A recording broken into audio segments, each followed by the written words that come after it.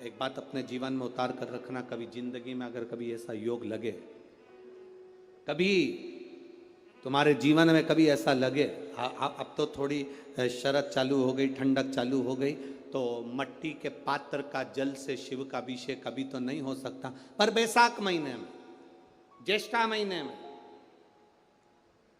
कभी मौका लगे अपने जीवन में और तुम्हें लगे कि मेरे जीवन में दुख समाप्त ही नहीं हो रहा, मेरे दुख जा ही नहीं रहा, तो 5 बेलपत्र,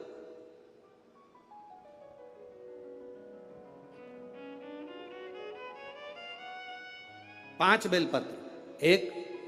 आप लोगों को देखो इस पत्र में शिवलिंग लगा हुआ है, तो हम आपको इसी से समझा देते हैं। एक बेलपत्र जिसकी डंडी का भाग जल जहां से बहकर बाहर निकल रहा है, अशोक सुंदरी का स्थान देखा है ना सब लोगों ने, बस उसी स्थान पर पहली बेलपत्र।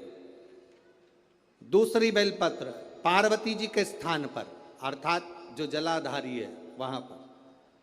तीसरी बेलपत्र शंकर भगवान के शिवलिंग के सम्मुख में जहां आप बैठे हो वहां बैठकर डंडी का भाग विपरीत दिशा में रखकर, तीसरा बेलपत्र।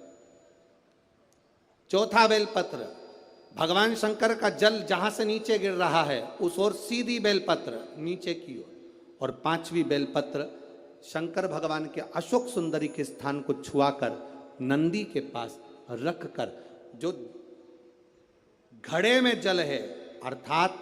मट्टी के पात्र में जो तुम जल लेकर गई हो, उस पात्र के जल से शंकर का अभिषेक कर देना, शिव को वो जल समर्पित कर देना। जिंदगी में कैसा भी दुख हो